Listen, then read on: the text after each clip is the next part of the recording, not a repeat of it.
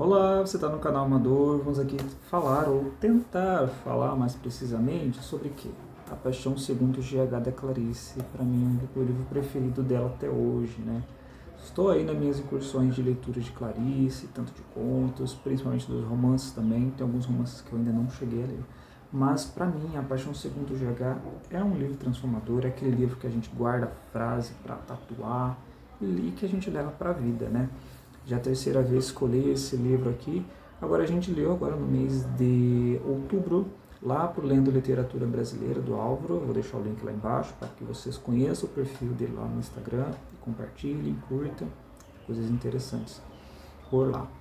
E a gente resolveu ler mais uma vez, né? No meu caso, praticamente, Clarice. E assim, gente, entender Clarice não é uma coisa fácil. Também não sei se é possível. Porque Clarice é uma autora em que você, à medida que você lê e relê, as percepções que você arranca desse texto nunca serão iguais, serão complementares. Porque dependendo do seu conhecimento, bagagem de mundo, você vai extrair desses textos aqui visões distintas.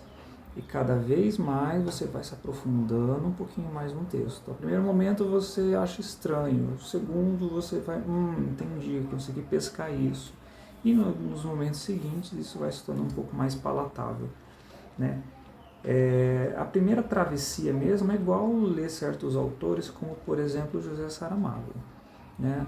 A primeira travessia que você faz desse tipo de autor te causa essa impressão e esse desgaste ao tentar entender aquilo que você está lendo, né? Você se dispõe a passar um tempo ali de frente a um texto e aquele texto não está criando imagens na sua cabeça, você não consegue conectar as coisas que você está lendo.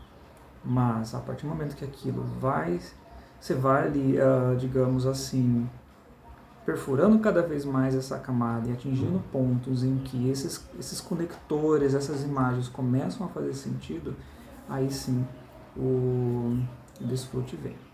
E o que trata praticamente de Clarice aqui em A Paixão Segundo GH? A gente vai conhecer essa personagem principal chamada simplesmente de GH.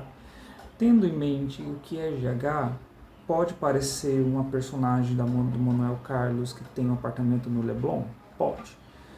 Mas o plot desse texto é até um pouco banal. É essa mulher que tem esse apartamento, né? E que determinado dia, quando a empregada já não está mais lá, ela decide ir a esse quartinho da empregada, né? E ela faz toda essa travessia. E essa travessia acontece em que 30 páginas, vamos dizer assim, até chegar no quarto da empregada. E chegando lá nesse quarto da empregada, o que ela vai se deparar é um mundo completamente diferente daquilo que ela imaginava. Então a gente já tem aí, nesse primeiro momento, uma quebra de expectativa. Porque o que você vai imaginar, na verdade, o que ela, GH, vai imaginar quando ela se defronta com esse quarto, ou quando ela imagina primeiramente, é que é um quarto que, a priori, poderia estar o quê? Bagunçado, desorganizado. E quando ela chega lá, é completamente o oposto disso. E isso causa uma epifania imensa na cabeça dessa personagem. Ela vai se debruçar sobre essa epifania e a autora vai nos jogando aqui num vórtice ali de pensamentos, de sensações, mas a todo momento ela vai fazer o quê? Te pescar, te trazer, opa, não se perde não, eu estou aqui.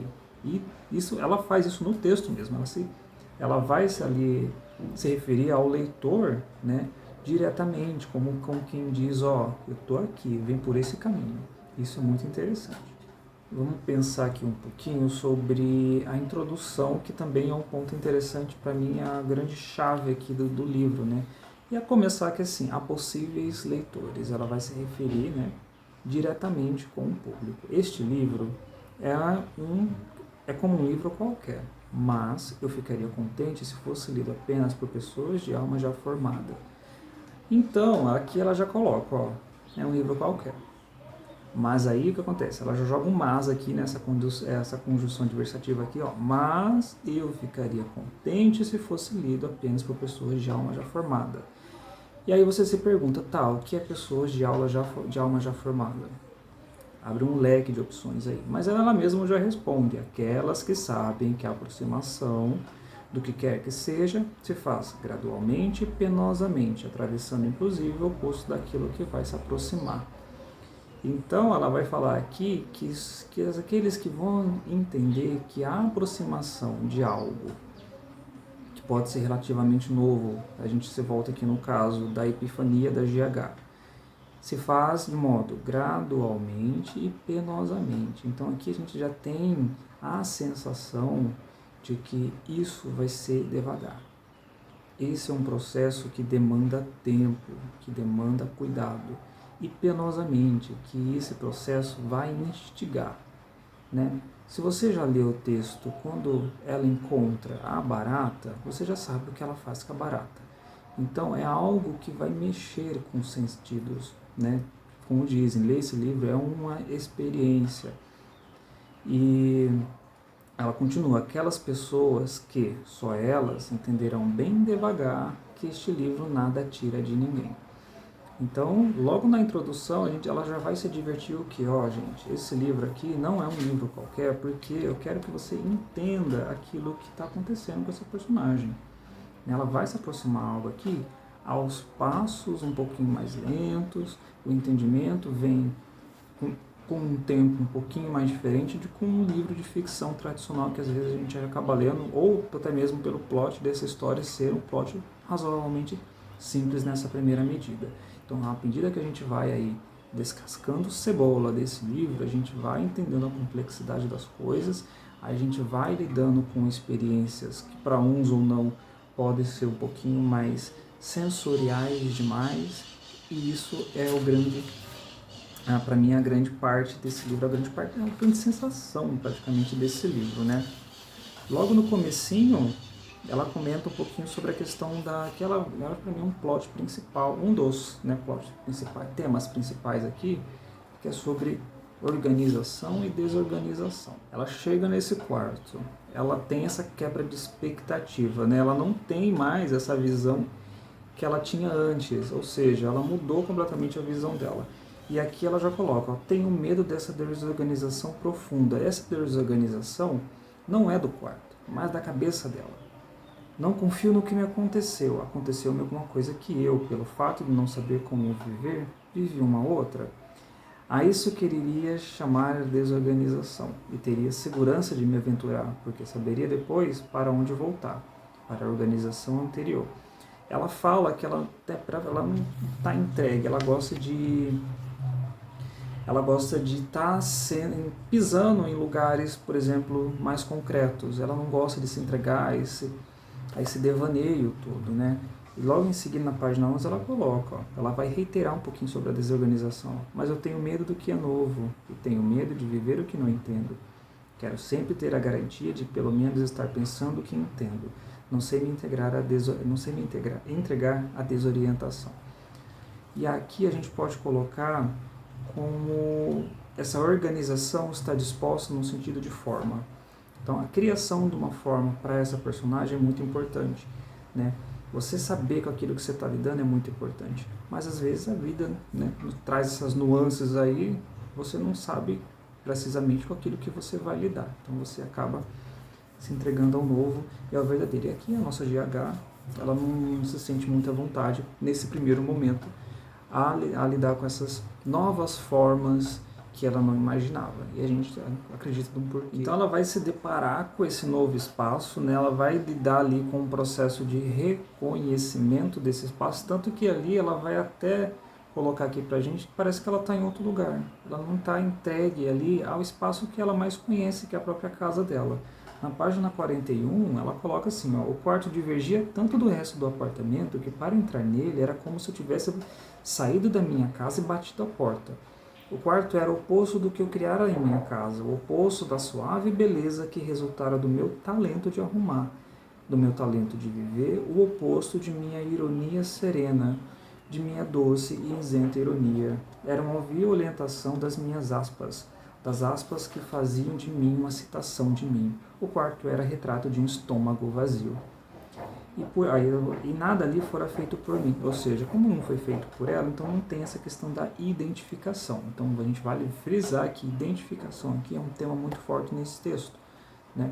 Identificar, reconhecer, tomar forma, tomar ciência daquele espaço. Então, para mim, esse aqui é um dos grandes temas. E quando a gente fala em Paixão segundo o GH, você vai encontrar uma gama enorme de estudos a respeito desse texto, sempre servindo de complementar um ao outro. Minha intenção aqui não é trazer tese de mestrado, mas simplesmente passar aquela impressão de leitura e fazer com que você, né, caso não tenha lido, se sinta aí instigado a conhecer o texto de Clarice.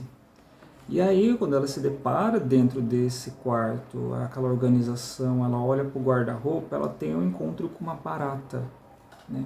E diante desse encontro com essa barata, ela vai nos levar ali mais um redemoinho de sensações, epifanias, devaneios, onde ela mistura os mais diversos temas sobre construção de mundo, Bíblia, identidade, mais uma vez. E aqui na página 76, por exemplo, ela vai falar da barata. A barata é um ser feio e brilhante, a barata é pelo avesso. Não. Ela mesma não tem lado direito e nem avesso. Ela é aquilo.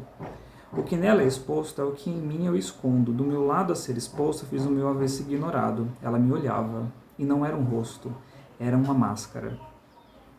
Os dois olhos eram vivos como dois ovários. Ela me olhava com fertilidade cega de seu olhar. Ela fertilizava minha fertilidade morta. Seriam salgados seus olhos? Se eu os tocasse, já que cada vez mais imunda eu gradualmente ficava. Se eu os tocasse com a boca, eu sentiria salgados? E assim vai. Aqui a gente pode colocar, por exemplo, que a construção de mundo, a construção principalmente de identidade de ser humano que ela coloca aqui, a gente pode puxar um pouquinho da anatomia da barata, né? Essa casca grossa da barata nada mais é que a gente pode colocar aqui uma casca, aqui, uma máscara que cada ser humano tem, e ela é composta por valores, por sentimentos, conhecimento, aprendizagem que aquela pessoa tem em detrimento ali do contexto histórico onde ela vive. E o seu interior acaba sendo essa melequinha branca, de qual ela se depara ali com a barata depois, e que essa meleca, ela não tem essa casca, né? Ela não tem essa inflexibilidade, ela é mais maleável, mas também não é difícil de ser atingida, né? Ao perfurar essa casca, ela é sim atingida. Então a gente pode buscar como um dos temas principais desse livro aqui a questão da própria identidade, né? Ao se defrontar com a barata e fazer tudo o que ela faz, que para quem já leu essa história aqui, sabe o que ela faz, ela é a busca dessa identidade, a busca dessa epifania, aliás, através dessa epifania, desse pensar fora da caixa, desse novo modelo, dessa nova reorganização que ela se defrontou ali.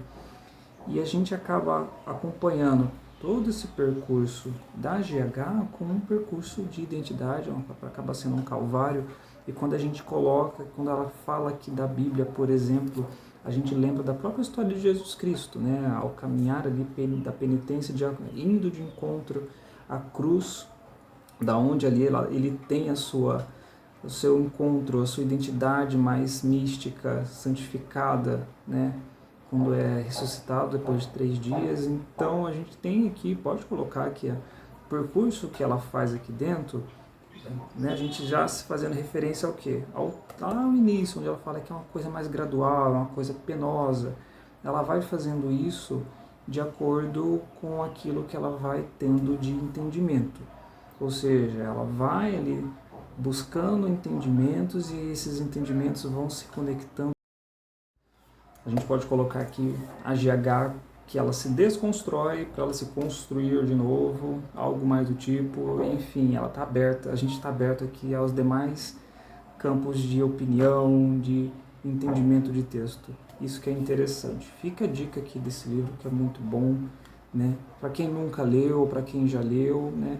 Para quem já leu, sempre vale a pena reconsultar aqui de novo, porque é como eu falei, né, gente? Ler esses textos aqui é você tomar partido de um outro entendimento, sempre complementando aquilo que você já tinha antes, né? Fica a dica desse livro. Se tiver aí a sua mão, leia. Se não tem, faça ali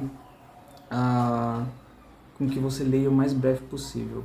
Bom, se você gostou do vídeo até aqui, curta, se inscreva no canal. Tem vídeo aí toda semana e até a próxima.